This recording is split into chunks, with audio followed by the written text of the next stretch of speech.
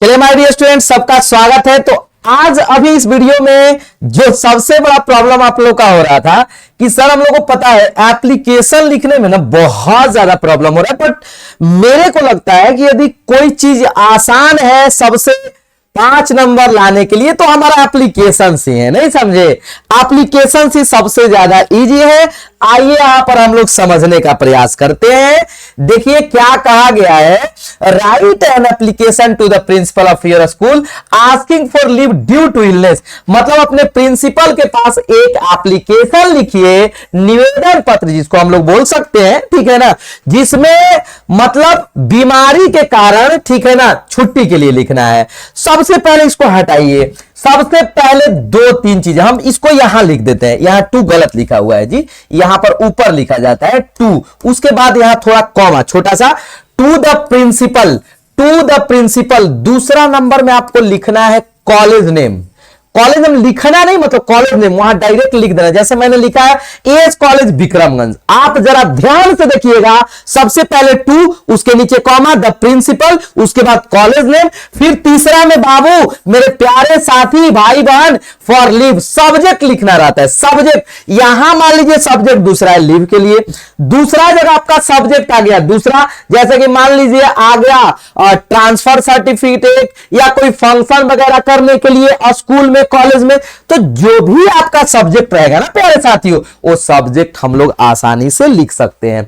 फिर लिखेंगे सर, यहां एकदम करेक्ट लिखा हुआ है सर, मोस्ट रेस्पेक्टफुली या मोस्ट हम्बली एंड रेस्पेक्टफुली, यहां हम्बली भी जोड़ दीजिए, most humbly and respectfully I beg to say that. मतलब मैं निवेदन पूर्वक कहना चाहता हूं that I could not attend the class. मैं क्लास अटेंड नहीं किया था। यहां तक देखिए, must humbly and respectfully I beg to say that. यहां दैट के बाद आपका जो सब्जेक्ट रहेगा ना, वही सब्जेक्ट यानी वही रीजन हम लोग लिख देंगे। इतना चीज लिखना अनिवार्य है।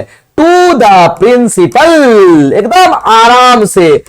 जब भी देखिए आपको मैं बता देता हूं, जब भी एप्लीकेशन लिखिएगा, लेटर लिखिएगा ना, ऐसे लिखिएगा तो न्यू पेज में लिखिएगा। समझने की कोशिश करो। न्यू मतलब जैसे आधा आप लिख लिए, उसको छोड़कर नया पेज से ऊपर से लिखना स्टार्ट करेंगे, ऐसे ज्यादा बेटर होता है। ठीक है जी?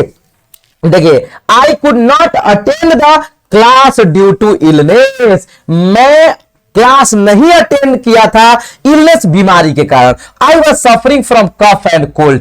यहां तो मान लीजिए आपका सफरिंग है, जो भी रीजन रहेगा ना, इसको रटना नहीं है रे प्यारे साथियों, समझ लेना है, समझ लेना है। आसानी से हम लोग 5 मिनट में हम लोग सीख जाएंगे, ठीक है ना। जो भी आपका रीजन है ना, वो रीजन, लेकिन यहां लिखना है मस्ट हम्बली, सबसे पहले टू द प्रिंसिपल, फिर अपने माइंड में कॉलेज नेम, जैसे इस कॉलेज चाहे जो कॉलेज का नाम हो, फिर तीसरा नंबर में आपका क्या सब्जेक्ट लिखना है, फिर सर मस्ट हम्बली एंड लिखने का तरीके को समझिए। मस्ट हम्बली एंड, डरना क्या है, क्या डरना है जी, क्या या तो लेटर लिखिए तो एप्लीकेशन लिखिए। आप बात समझ, लेटर ही बता देता हूं, ठीक है ना, ठीक है ना बाबू लोग। तो ये हो जाएगा, हो जाएगा, हो जाएगा। आप 1-2 बार लिख लेना आज, ठीक है ना। अच्छा, therefore I request you to grant me 3 days leave. इसलिए कृपया आप 3 दिनों की छुट्टी प्रदान करें।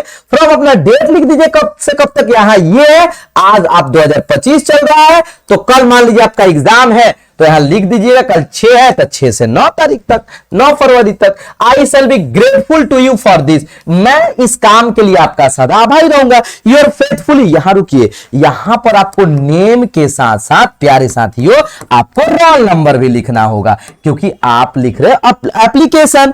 आप क्या लिख रहे हो जी? एप्लीकेशन लिख रहे हो। आगे बात समझ में ना? आई होप कि आसान होगा, कोई ज्यादा चीजें मतलब बहुत बड़ा चीज इसमें नहीं है जो आपको नहीं समझ में आएगा। अरे बात समझ में ना जी?